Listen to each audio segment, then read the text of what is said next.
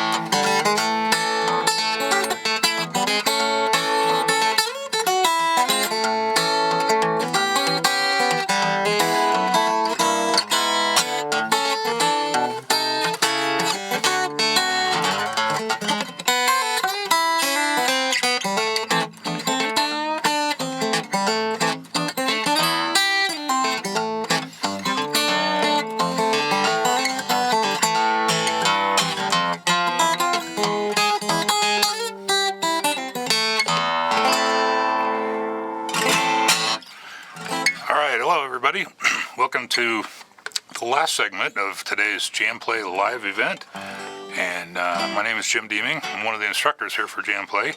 I play and teach fingerstyle guitar, and we're playing a little bit of that for you tonight, and then in a little bit we're going to talk about tips for practicing, things that can improve the time that you spend on practicing, and then we'll have Q&A throughout the night and some giveaways. And don't forget that the whole purpose of today is to let you know about the promotion, the sale for JamPlay. For $109.95 you can get a whole year membership plus a whole slew of backing tracks. It's 5 backing track packs with 20 tracks each. That's included with your annual membership if you sign up tonight. So don't forget to click that button before we're done here tonight. Like I said, I play thumb and fingerstyle, Chet Atkins, Merle Travis, and Jerry Reed stuff, things like that. And play a couple more little tunes for you here, and then we'll get to work. All right. So hang on. Let's do something a little more lively here.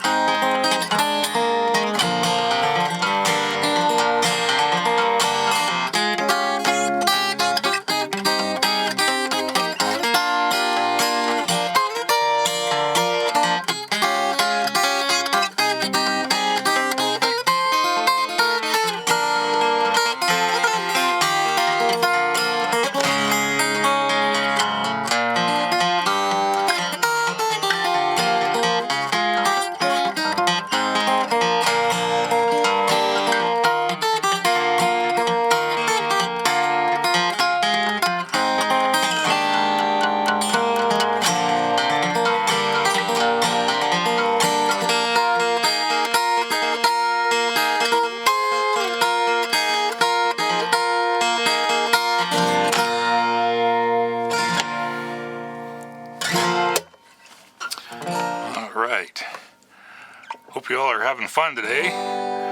We should give a big round of applause for the JamPlay staff that's been in here for like 20 hours straight. Things are getting a little punchy out in the green room. But we're all here for you. And I hope you're having a good evening. And so fingerstyle is what I play. I use a thumb pick. If you have questions about any of this later on, we can talk about that. But basically what I do is use the thumb to play a bass and rhythm part. And then I add chords underneath that. And then the fingers on the first and second string usually play a melody line.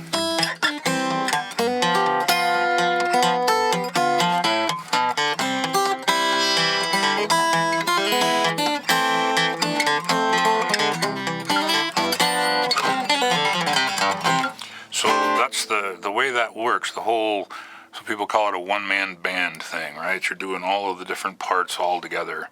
So the thumb does the alternating bass, and then people always talk about fingerstyle patterns. Yeah, there's kind of some patterns involved here, but really job one is always the melody. So you try to get the melody in a place where it's clear and can be heard, and then you add as much of the other stuff as you can on it to round out the arrangement. So that's the essence of the style. I've been playing since I was a lot littler than I am now. I started when I was about 6 years old, and I grew up listening to a lot of music.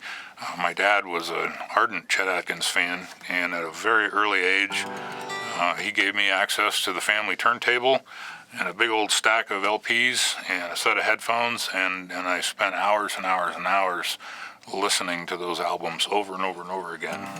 So a lot of my learning background and style is oriented toward intently listening to what I'm hearing and then try to visualize or find on the guitar what I'm hearing and then either mimic it or arrange from that. And so that's my background. That's the style. I do a lot of gospel, bluegrass, country, pop tunes. Really, there's almost no limit to the number of genres of music that can be arranged fingerstyle. Of course, you've heard blues fingerstyle players, things like that. So it's my favorite way to play. It's just about the only way I play. Do a little bit of flat picking once in a while when I have to. A lot of what I play also begs, borrows, and steals from three-finger style or scrug style banjo playing. You can incorporate little rolling techniques, and so here comes the fingerstyle patterns that I mentioned earlier. A lot of those patterns kind of borrow from scrug style banjo background, and so I'll use a little bit of that, and a lot of it's just straight Travis Atkins, heavy on the thumb, and build the chords and melody underneath it. There are, of course, other things you can do. Classical guitar is probably the oldest original fingerstyle guitar playing, but you can do arpeggiated stuff that doesn't necessarily have that driving thumb rhythm. You can do more expressive type things where you're just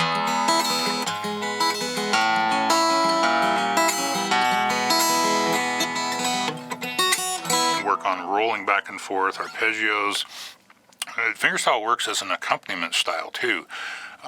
You can accompany a vocalist. You've heard this before on recordings where someone's singing the melody line, and then the guitar player is just playing either a pattern or an arpeggiated style picking behind that, and it complements vocals really well, or other instruments. Some of my favorite instruments to back up are harp and flute. Actually, those go together nicely. If you're playing in a band, fingerstyle works in a band setting, but you have to be a little careful then, because fingerstyle is what I guess I would call potentially a very busy style.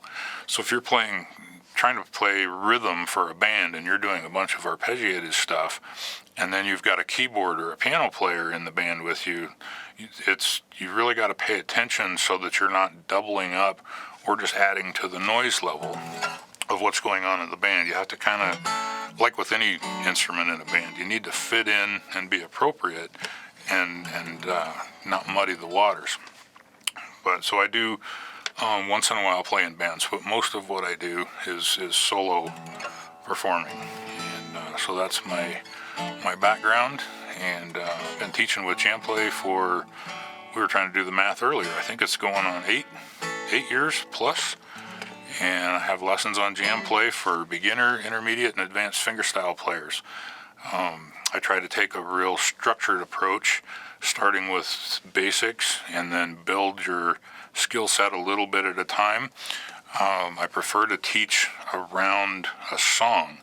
So we'll start with a song and then kind of work through the different techniques that are involved in building that song, so that as you go along, you're not only getting new skills, but you've got a goal, so that you can measure your progress, and it's a little bit easier to do all those repetitions on something that actually has a melody and is somewhat pleasing, hopefully, to listen to.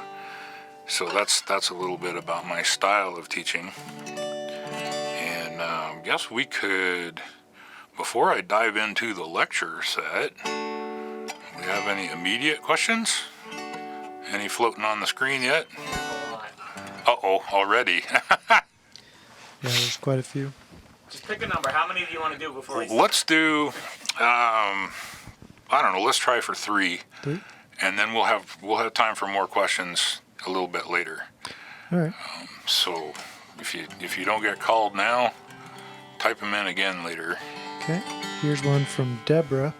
Is one type of thumb pick different from another for this style? Yes, definitely. There's a lot of different styles, shapes, sizes, materials for thumb picks, and the way I use a thumb pick doesn't change, but I definitely have dialed in on a particular thumb pick that works well for me. In essence, what I'm doing is wearing that thumb pick and using it down on the lower strings usually. My particular pick that I use, it's made by Fred Kelly Picks, and this one is called a slick pick, and it's rated as a thin pick, but I always like to point out that what they're talking about is this area out here that's actually picking the strings is what's thin. The wrap around the thumb is actually quite stout, and that's good because it hangs on. I like to wear a thumb pick just as tight as I can without it being uncomfortable, so that it doesn't slip. But they're made out of fiberglass, various kinds of plastic. You can even get metal thumb picks, which I never use. Since the thumb pick tends to play down on the lower strings, which typically on a steel string guitar are wound strings, right? You've got this texture on them, and when you put a metal pick on top of that, it's hard to control the rasping sound and the metallic sound of it. This plastic is called Delrin, and I like it better than, say, the old traditional like Nationals, Dunlops. Some of those are just crazy thick, and they're made out of more of a basic plastic. And this is the pick for me. But what you really need to do is try as many of them as you can. And unfortunately, a lot of brick and mortar stores, music stores that you walk into, typically thumb picks are the lowest on their priority list, and very few of them have a good selection. So there's some websites you can go to. The one that I like to look at for thumb picks is called elderly.com. It's actually, the name of the company is Elderly Music, but you can find them at elderly.com, and you can be looking at dozens and dozens of different kinds of thumb picks. And they're reasonably priced too, so it's not an expensive experiment to try several different ones. Size matters. You gotta have one that fits you well, so you kind of got to make your best guess. I wear a large, and it's actually still quite tight on my thumb, but I find that the jump down from a large to a medium with most pick manufacturers is a really big step. And so if you're not sure, you might try one above and below what you think you need. Just costs you an extra $1 to find out. And also don't forget too that you can mold your picks a little bit too.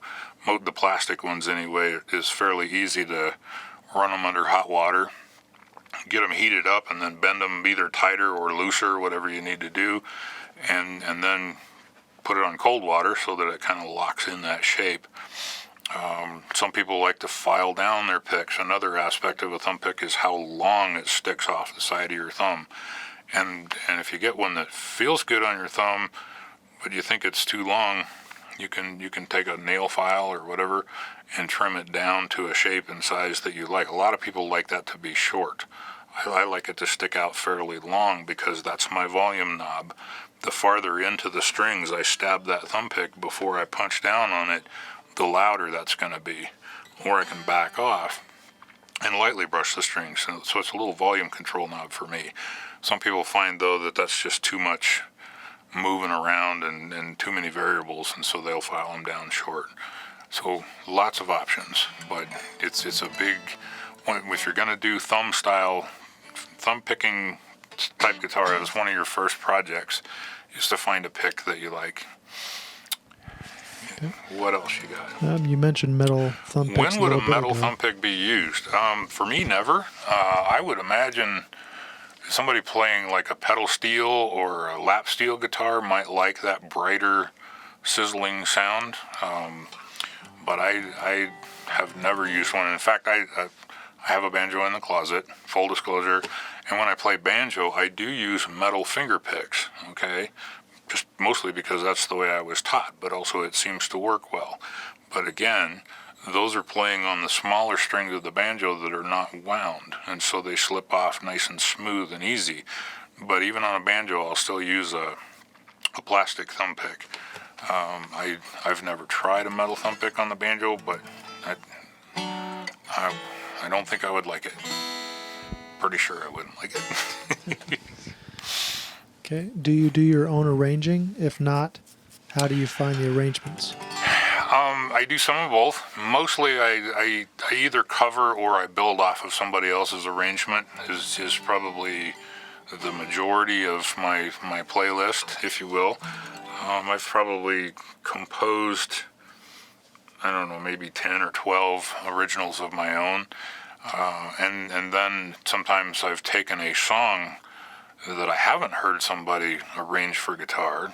So I'm covering an existing song, but I'll make the arrangement out of it. And just to quickly drill down on how I do that, I'm actually going to be doing a live course here on JamPlay in a few weeks, where I'm actually going to in detail walk you through that process in our live lesson series, and that's exactly the topic for that, is how to create your own arrangements. But basically the project is, remember what I said earlier, melody is always job one. So if let's say you're covering an existing tune, you need to find that melody on your guitar. And since you're doing the own arrangement, you're not working from tablature, right? So you got to do these first steps by ear. Find a key where you can play the melody. And that's not always as easy as it sounds, because some melodies start down low and stay low, and other melodies stay in the higher range of the scale. So you're going to, if you don't pick the right key, you're going to end up playing way up the fretboard all the time and not have very many chord options. So it's nice to find a key where the melody line fits in a workable range on the fretboard, that you can add chords to it and not be doing ridiculous stretches. Or the other common problem is you can end up in a key where you're just having to play a crazy amount of bar chords to be able to play chords and melody at the same time. So you have to find that melody, and really in order to do that, you've got to know that melody in your head cold, so that you know if you're playing it right or not. Listening is the most important skill, I think, in arranging, because you need to not only know, did I find the right notes, but am I playing them correctly with the right spacing, the right interval, and is it clear? Then after that's done, then you take those chords and you match those chords to your melody, and try to find as many of them as you can, and put the two together. And then maybe the last job is, then you try to come up with the groove that makes that song sound right. And groove is not just tempo. It's not just whether it's in 4/4 time or 3/4 time. It also has to do with what kind of a thumb pattern works. If you're doing freight train like I demoed earlier, this is fine. So that Chet Atkins 3-string thumb pattern works great for that. But if you're playing this,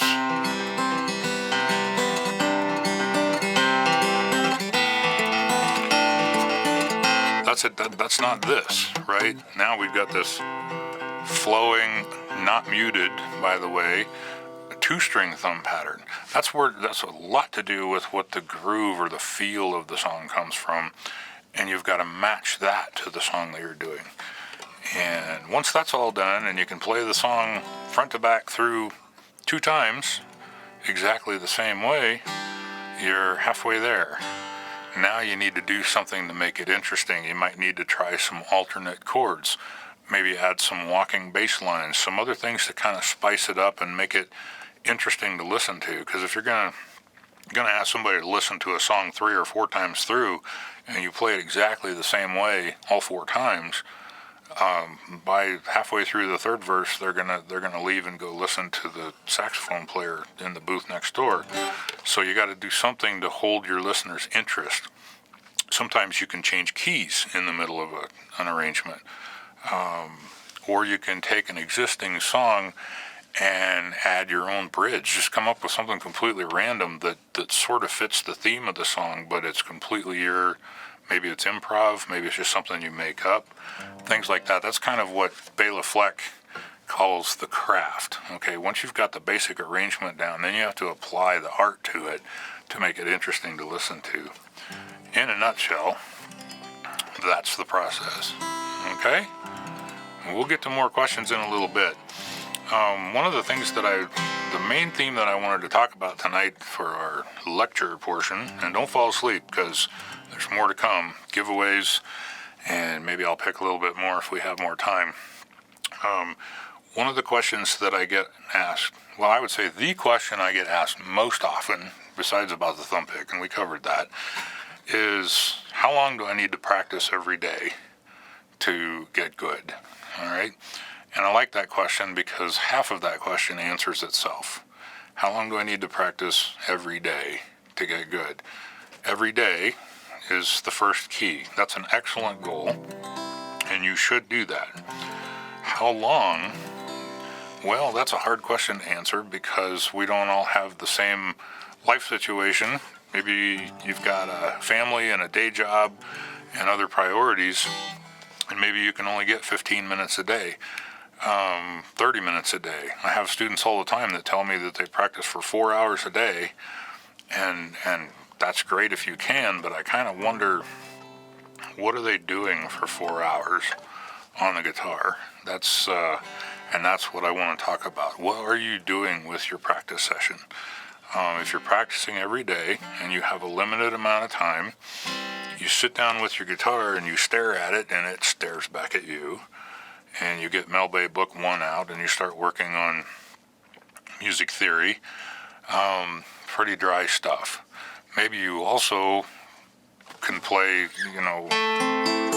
somebody showed you this riff and it got you kicked out of a guitar store. But you learned that in junior high at the guitar store when your buddy showed it to you. And so that's the only thing you know. So when you sit down and practice, that's what you do for 30 minutes, is you play what you know. That's not going to get you very far in terms of developing new skills and new songs, right? So the important thing about practicing is it's good to have fun with the guitar. It's good to play and enjoy it.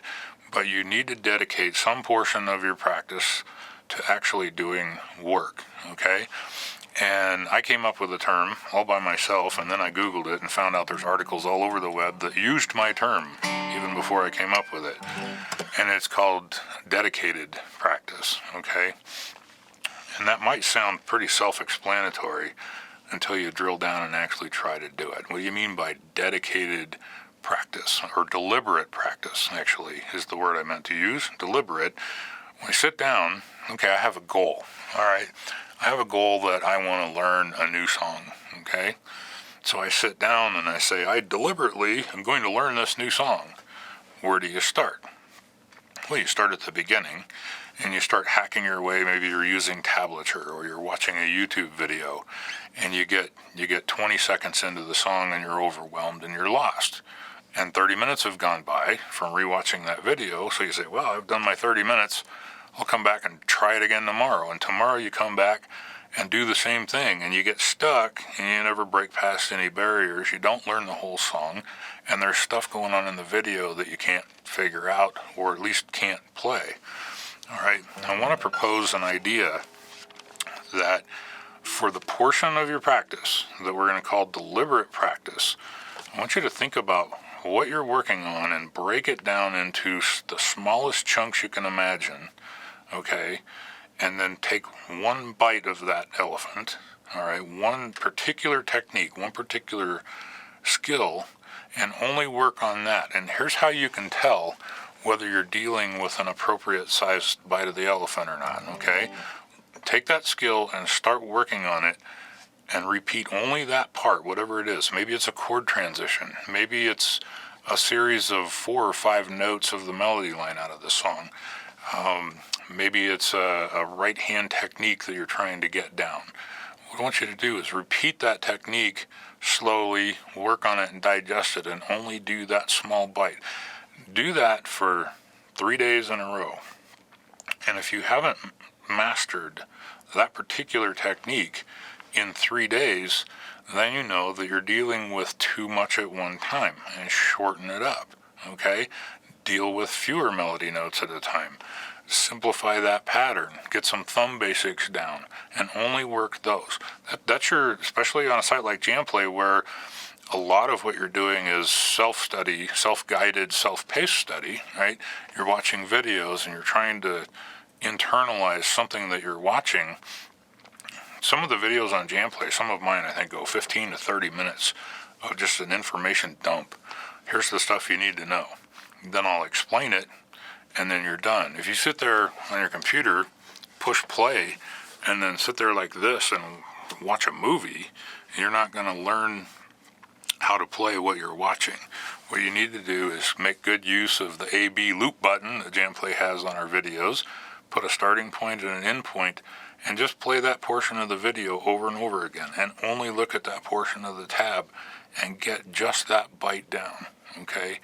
Then move on to the next step. And like I said, if you get stuck in one spot for more than 2 or 3 of what we're calling deliberate practice sessions on different days, then back off a little bit, simplify it, and do less at a time. Neat thing about guitar is it's just like learning math, it's like learning any other skill. It's a cumulative process, okay? You learn some basics and some foundation, and once you have the basics down, then you can learn other stuff usually a little bit quicker, okay? But if you're totally starting from scratch, you've got to learn the basics and try to learn a new song, and that's just too much to tackle at once.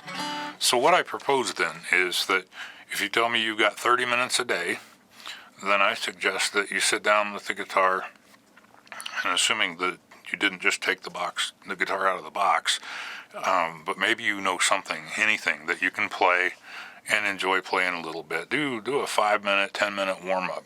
Just get the fun part going.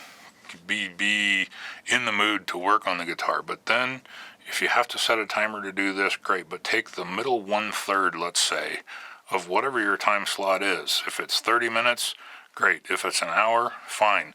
But take one middle chunk out of your practice session and say, this is going to be deliberate practice. This is exactly the thing that I'm working on. I'm only going to work on this, and then I'm going to do it again tomorrow, and the next day, and I'm going to see if it gets better or not.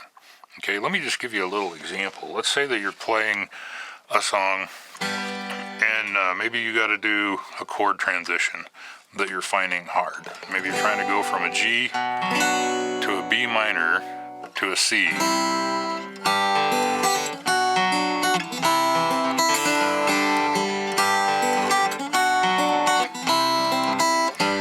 So you tie into that, you see it on the video, and you're like, okay, I know that's a G chord, that's a B minor chord, and that's a C. I got my pattern going here, I'm happy here, right up until I gotta do this. And and all of a sudden things fall apart because that's a hard chord transition to do. So I slow down there, or I just skip over it and go on to the C chord because that's easy. All right, now what we're doing is we're practicing something with bad form, or we're skipping something, but we're doing it over and over again. So what are you doing? You're reinforcing playing it incorrectly, or at least poorly, right? So take that right there and stop and look at your G chord and look at the chord you're going to, in this case a B minor, and only deal with that. Okay, why is that hard?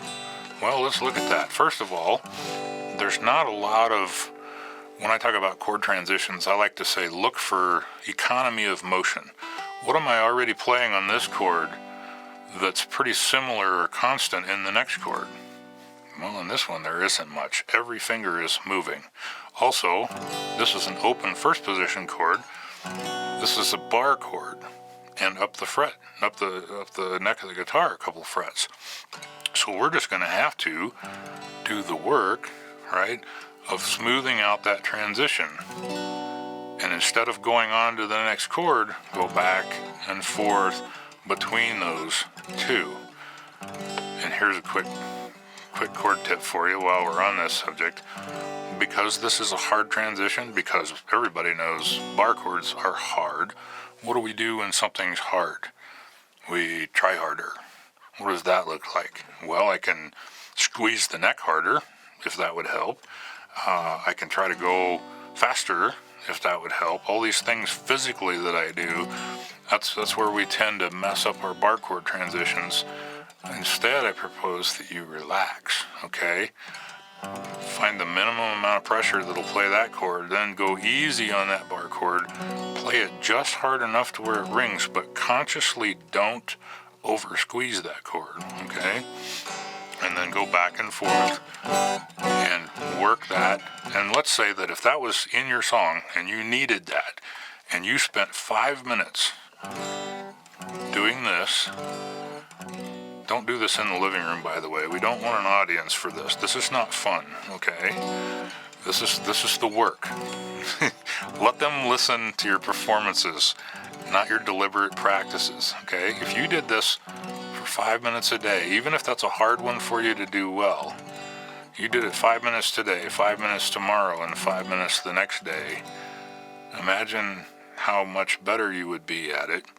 And ideally, you get it to the point to where it's not an issue for you at all. Here's another thing to think about. When I play a song arrangement, I view songs as a very linear process, right? It's a trip we're taking. We're getting in the car and we're going to go somewhere. And so we're going to see this, and then we're going to see that, and then we're going to have an ending. You know, it's a very linear thing. So when I start playing a song, it's like I'm telling a story. And I'm starting to play sequentially through the song, and this little voice in my head says, uh-oh, next verse around, right at this spot, that's where that riff is that you don't do very well. So here it comes. Get nervous. Get ready to try harder, because you know you don't do it well. And last time you played it publicly, you messed up, right? And you're just sure that everybody heard it. So get nervous before that shows up, right? That's what we do to ourselves. If instead you take that particular thing, whatever it is, a chord transition, a lick, a riff, maybe it's a totally new chord to you, and you spent 3 days isolating 5 or 10 minutes on only that, you can actually get to the point to where now maybe it's a cool thing, it's a cool riff, and now you know you've got it. Then what happens when you're coming around in the song, performing it, and here comes that riff, and now you know that you know it cold, and it's fun to play, and you don't have to worry about it. It becomes a part of the song that you actually look forward to, because you know you got it in the bag. That's what we're looking for, all right? A lot of the learning process, the repetition that we're doing is teaching muscle memory, right? We're trying to get our fingers to be able to do something relatively effortlessly. My favorite analogy of this is just like riding a bicycle. When you first got on a bicycle, you could see where the handlebars were, and you knew you had to get your feet on the pegs without falling down, and you knew you had to pedal to make it go, and oh, by the way, don't forget where the brakes are. And so all of your conscious mental effort was on not falling down, right? That's how do I make this thing work without falling down? Part of the beginning part of the guitar journey is just like that. How do I get noise out of this thing, without having a train wreck? So when you get good at that bicycle, then where does your brain go? Your brain doesn't worry about how to ride the bicycle anymore. Your brain says, I want to go to 7-Eleven and get a Slurpee, right? And so your brain is focused on how to get to 7-Eleven. Your arms, your legs, your feet, they just make the bicycle go. Some people call that muscle memory. I like that term. I'm not sure that it's a scientific term, but it's a subconscious motor function that by repetition you've internalized so that you don't have to think about it anymore. A lot of the skills on the guitar get to the same place. Everybody wants to know about alternating thumb patterns and playing finger patterns at the same time. We like to call that thumb independence, right? Because your thumb is doing one thing and your picking fingers are doing something different. And to some people, that's like walking and chewing gum and patting your head and rubbing your belly all at the same time. At first it is. But if you break it down and you internalize it, then you can say, I want my brain to focus on what song I'm playing, and I just tell my right hand, I want Merle Travis. And so my right hand does that.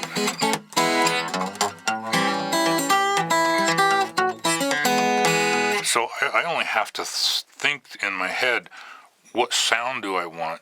And then the right hand knows how to make it because I've done it a million times, right? So that's what we're doing is that early repetition, that deliberate practice is figuring out how to do it. And then we do it enough times to where it starts to become, if you prefer to call it automatic, something like that, okay? Make that time in every practice session. Have fun, play some fun stuff too, but carve out one portion of your practice time and say, right now I'm working, okay? And I'll tell you, it's not fun. Sometimes it's absolutely miserable. But if you understand why you're doing it and you clearly understand your goal, you can get through it. And by developing the habit of doing that, your progress will go through the roof, okay? There's at least 2 different people that I've read that subscribe to the theory that to get to be an expert at something takes 10,000 hours. Okay, take that number, I guess. Let's say that that's reasonably accurate.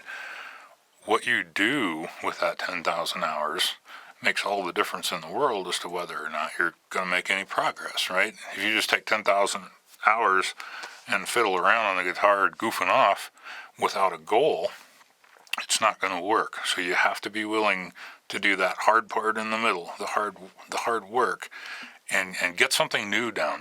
Think of it as little miniature goals, and each one of those deliberate practice sessions is nailing down one of those goals.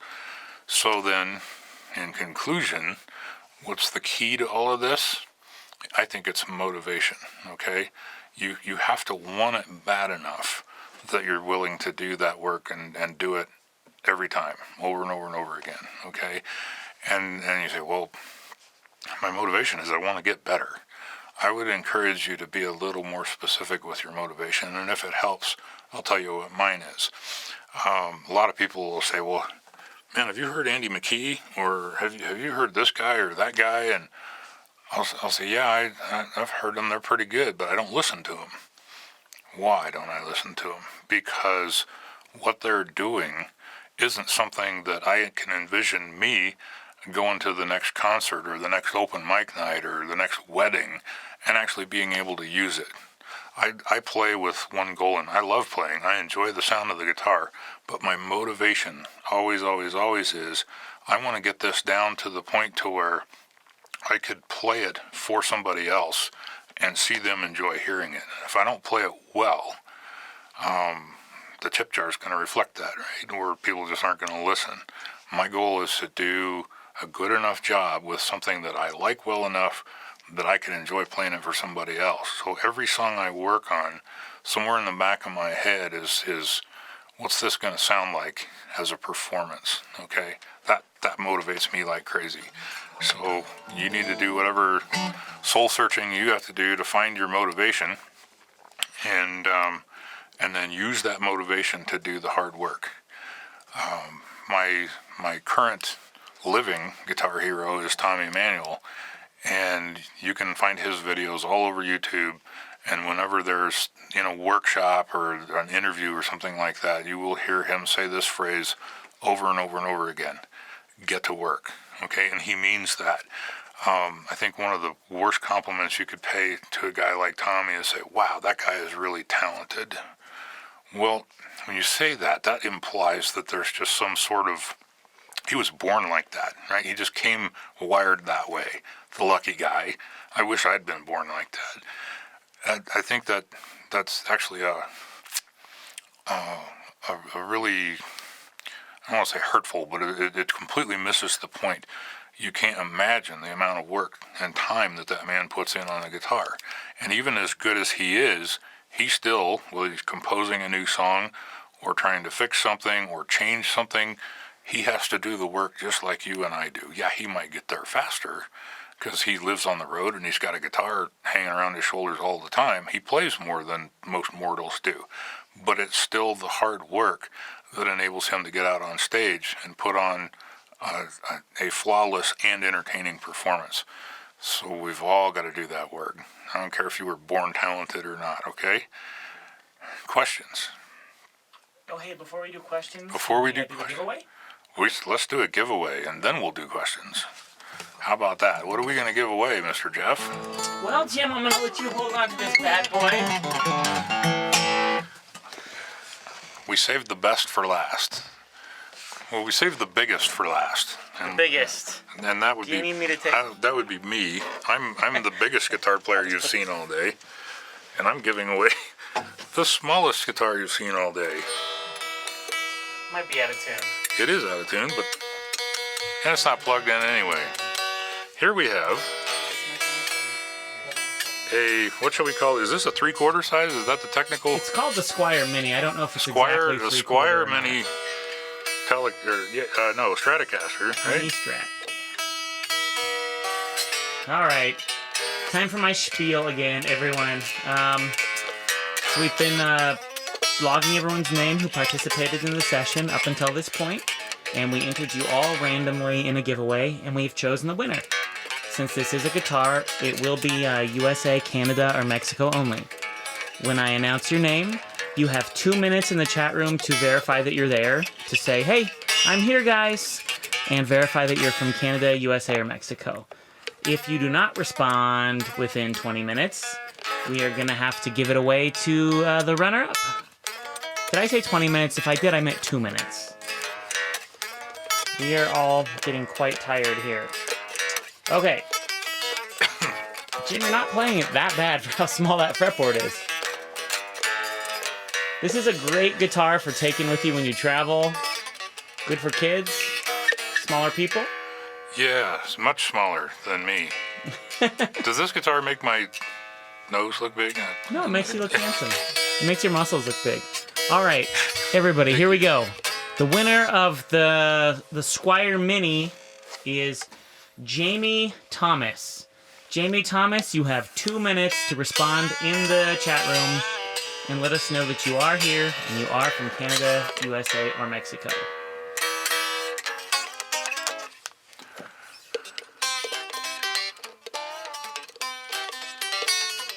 Are you here, Jamie Thomas?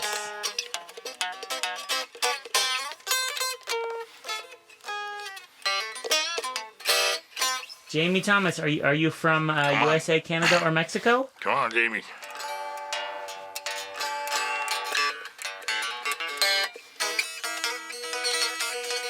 Uh-oh.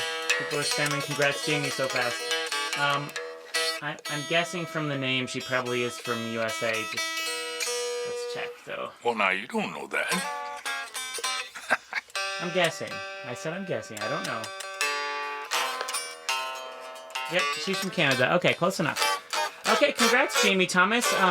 Send your shipping information to support@jamplay.com, and we will likely get that sent out at the end of this week or very early next week. We do have a lot of packages to ship out, and poor Jason is going to feel the eternal burn. All right, guys, that is the last giveaway of the night, except for Jim's infinite knowledge. All right. But I need my big guitar back, though. Jason, I think is going to take this route already. No, I'm not going to take this route right now.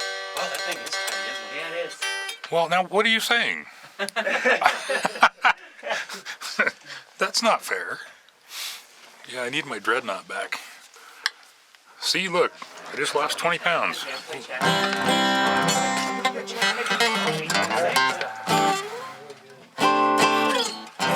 Okay, I talked quite a while. Do we have any questions besides did I win the guitar? There's more than we can realistically do, probably. Yeah, There's like 50. there's like 50. There's no way we're getting involved. Can you pick the best ones? I'll let Chad do that. Ha! Blame Chad.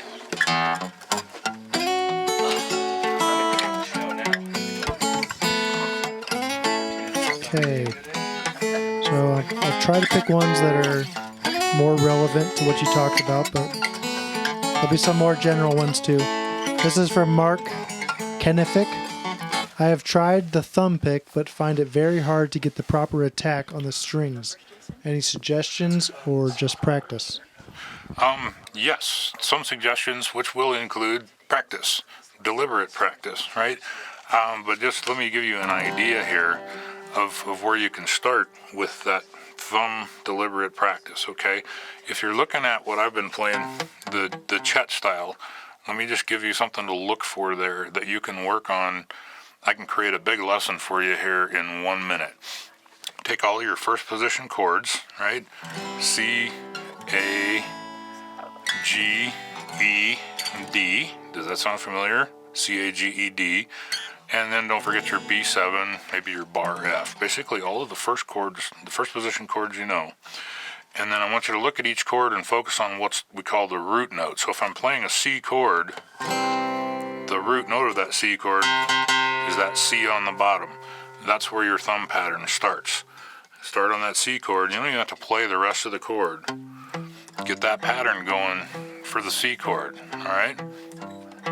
When your thumb gets used to that idea, starting on the 5th string, the root note, 4th string, 6th string, 4th string, you get that alternating pattern going. Understand while you're doing this, hey, my 1 beat, 1, 2, 3, 4. On the 1, I'm always on that root note of that chord, okay? Now, without changing your thumb pattern, you can also do the A chord. Why? Because the A chord's root note is also on that 5th string, so your thumb pattern doesn't change, all right? And the same is true of a B or a B7 chord. So that one pattern, 5-4, 6-4, covers 3 chords. Now you're going to go to a G chord. Oh, now our root note is on the 6th string. That's our 1 beat. So necessarily our thumb pattern has to change, right? Because we want that on the 1 beat. That's our starting string. So now we go 6, 4, 5, 4. Now your thumb has to get used to that whole new pattern because we're starting on a different string. But once you got that down, that also works for the E chord because its root note is also in the 6th string. All right? You see where I'm going with that? That's the example. Just play, maybe you pluck that chord one time on the 1 beat and get that thumb pattern going. And this is your deliberate practice now. You're going to work through all of your first position chords, pay attention to where your root note is, therefore what your pattern is, and work through those over and over and over again. Don't worry about trying to play a melody at the same time just yet. Build that alternating pattern into that thumb with some deliberate practice, then add the fancy stuff on top of it. See if that doesn't help. Okay. This one's a yes or no question. Do you teach windy and warm? Yes, I do. In fact, we have a video lesson in the JamPlay video library teaching exactly that song. Now, there are several different versions of that song. Chet Atkins recorded at least 2 different arrangements of it that I can think of off the top of my head. And then you can go out to YouTube and you can watch Tommy Emmanuel play it a dozen different times, and they're nearly all different. So I kind of took a middle-of-the-road approach. The basic parts are all there. And yes, you can learn windy and warm right here on JamPlay. Okay. Your thumb plays 3 strings and your fingers cover the higher 3 strings. Keith, that's a good, I just made up a pun, that's a good rule of thumb. However, it's not an absolute rule. As soon as we make a rule, the first thing we do is break it, right, or find exceptions. In general, that would be true of, maybe we could say, more than half the time. Okay, you can see that that's what I'm doing. Those 3-string patterns I'm doing are all down here. And then actually, if you noticed, when I'm not doing anything else and my hand is at what I would call parade rest, right? I'm just sitting here comfortably relaxed on the guitar, ready to play something. Look at where my fingers are, resting in order on the 3 smallest strings. I don't only play them there. I certainly move them around, but this is the closest to, if you're familiar with Mavis Beacon's typing lessons on the computer, you know about home position, right? You put your index fingers where the bumps are on the keyboard, and that's where you start so that you can type by touch instead of looking all the time. This is sort of the home position for me of resting those 3 fingers there, and the thumb is ready to go on the bottom 3. Yeah, absolutely, you break that rule sometimes. Here's an example related to the previous question. That thumb pattern that I showed you, when your root note's on the 5th string, your pattern starts on the 5th string. When it's on the 6th string, your pattern starts there, but I'm still only playing those bottom 3 strings. I play the root note, and then I play 1 note above it, and then I alternate to another bass note, right? Right? Well, what happens on a D chord? Uh-oh, the root note on the D chord just moved up to the 4th string. The pattern I want is this. Okay, you see what my thumb's doing now? That in-between note is on the 3rd string, so I just shifted everything down. Now the ring finger is kind of floating off in space. Fingers 1 and 2 are on strings 1 and 2, and now the thumb. This is really hard to do while I'm watching myself on camera.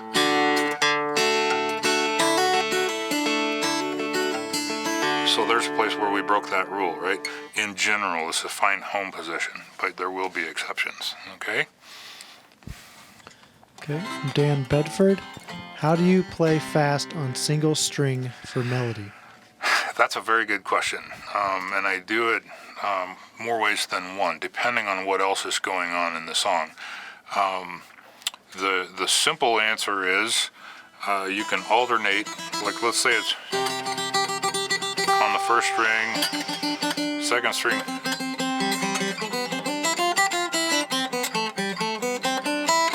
And that's fine if you were to... That might not be the best example. You can alternate back and forth between your 1st and 2nd, or even all 3 if you want. If, however, it's at a point in the song where you can afford to take a break from playing that alternating thumb or other chords, and you're just going to focus on that particular fast part of the melody, then the thing that I find a little bit more useful is to alternate between my thumb and index finger.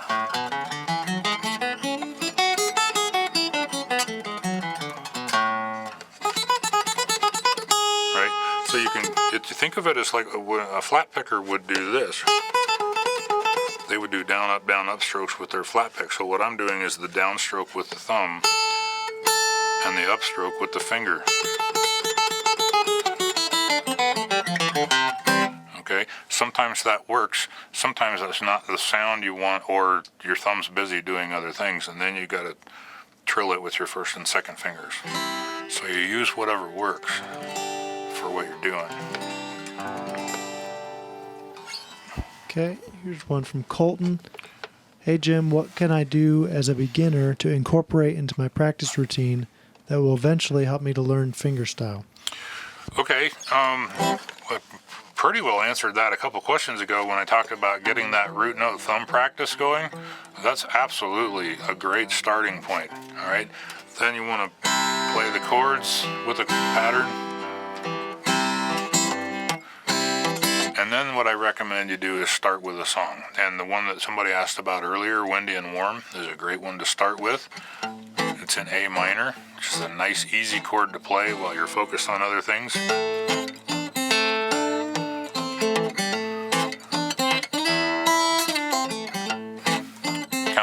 easy little thing. It isn't too bad to listen to a million times. So start with a song. Pick a song, and then, like I talked about earlier, take it in super small bites. And if you play a measure and you're stuck, you can't play it all the way through, don't go to the next measure. Stay right there. And then study what's going on in there. What am I trying to do at the same time? What am I doing in between things? And smooth it out. And then take the next bite. I really think working on a song, other than the basics of understanding chords, root notes, things like that, I think tackling a song project early, a simple song, reasonably easy to play, is the best way to take a bath in it, because then you can hear whether it's working or not, if that makes sense. Freight Train is another. Jeff loves Freight Train. I try to play Freight Train at least 3 times every time I'm in the studio with him, because he's never heard it before. Are there what, 3 instructors that teach Freight Train probably? But there's a reason for there. To my point though, there's a reason for that. It's a great starter song. Gives you the basic techniques, some relatively easy chords to play while you're developing that right hand, and just that whole thought process. Okay, everything, I have to do it all. I'm a one-man band, right? I have to do melody. I have to do the bass. I got to do the chords. And so while you're, tackling that mountain, do it one step at a time. And I do have a course series on JamPlay for beginning fingerstyle. So I think we're gonna have to we got you covered. 2 more questions. 2 more questions. Okay, pick the 2 best questions. Okay, that's a hard call, but here's one related to practice. I seem to reach a plateau in my practice. How do I break through to the next level? That happens to all of us, okay? I don't want you to lose sight of what I said earlier, because I think that plateau that you're talking about, that might be an inspirational plateau, or it might be an ability plateau, okay? And both are very real animals, okay? If you're just not inspired anymore and you don't know what to work on next, then that's where YouTube is your friend, right? Jump into a YouTube rabbit hole and just start listening to one guitar player, another, until you find something that really grabs you, and then go after that. If it's a technical plateau where you're just stuck and you don't feel like you're getting any better, it's still not a bad idea. Maybe you're doing that in a song, right? And you're playing this song. I'm just not getting any better at this song at all. I don't know what to do to make it better. Two possibilities there. One is you have to be able to step back, take an objective look at what is it that isn't clicking. Am I just not feeling it? It just sounds flat. And if that's the case, then you need to focus on maybe making some dynamics changes, okay? Here's a simple one. Take a song you know well. This is really a fun experiment. Go through that song. Probably need to turn a metronome on this, because what I don't want you to do is slow up and speed down. Play that song at the same tempo, and then go through that song and intentionally imagine that your 2-year-old is sitting there with their hand on the volume knob and they're rolling it up and down, and use your right hand to forcibly swell the sound up really big, and once it gets there, then roll it back down, and try to do that without losing your rhythm and losing your playing. And then you'll be like, well, man, that was kind of cool. The song now, it kind of has an expression, right? It sounds different. It sounds musical now instead of just a flat, robotic, all at the same intensity level all the way through. If it's actually something, if it's a more technical than that, where you're finding something that you just can't play, then we do that deliberate practice, but breaking down into small enough bites that it works. Or maybe you need to switch gears. Whether you do this by looking at those other guitar players or not, try a completely different song. Different tempo, different key. If you're into it like I am, a different tuning. See if you can find another song to focus on, do that deliberate practice on, and then come back a week later or 2 weeks later and work on the one that you flatlined on and got tired of, and tackle it again. I think most of the time, for me anyway, plateaus like that are inspirational and not necessarily technical, because deliberate practice fixes the technical issues, right? Okay. What else? All right. From Steve Schmidt, can you recommend some easy melody songs? Yeah, we talked about a couple of the old standards, and not to beat a dead horse, but I'm pretty sure that Freight Train might be the first one that I was ever taught, and Windy and Warm was not far behind it. And then let's see, what else could we do from there? There's another, I have a lesson on JamPlay for an old cowboy campfire song, Red River Valley.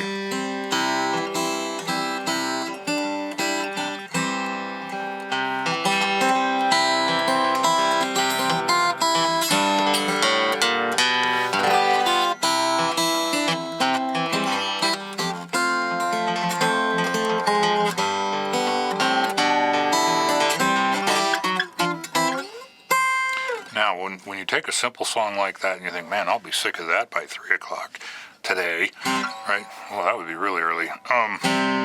So what you do is you get the basics down.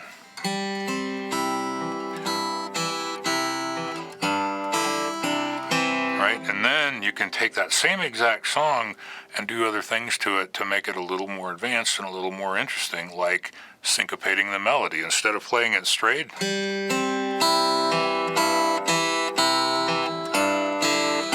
now let's syncopate that.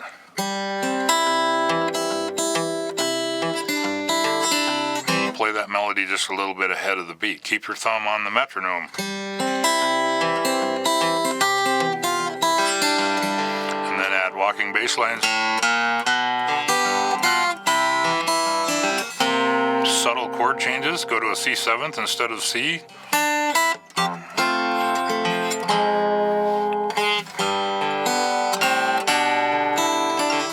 Okay, so there's little things that you can do, even to the simplest of songs, that will teach you other techniques that you'll use later. Okay, so don't be intimidated or afraid of tackling, Twinkle Twinkle Little Star just because you think, I'm going to go crazy playing that thing because it's one verse over and over and over again.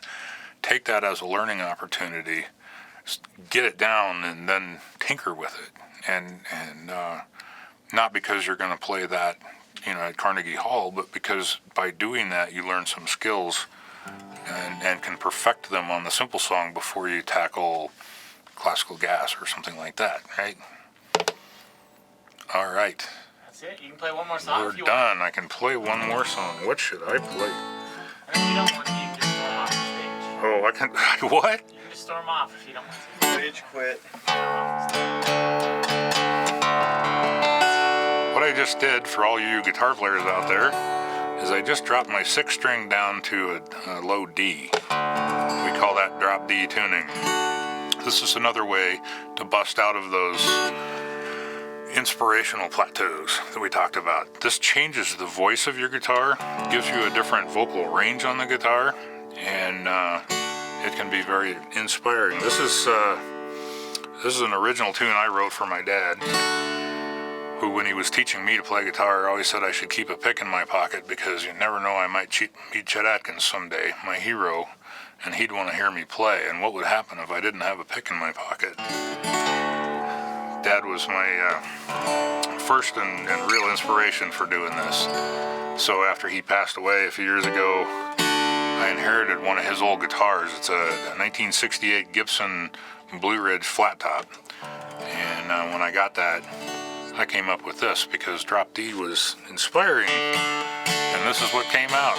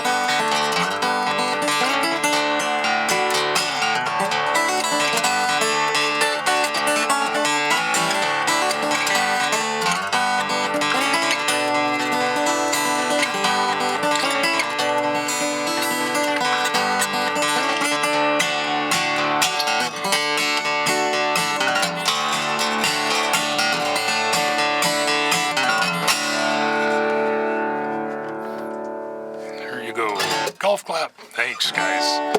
Thank you, everybody, for watching today. Don't forget to click on that button. Take advantage of the sale. That's a once-in-a-lifetime opportunity. All right.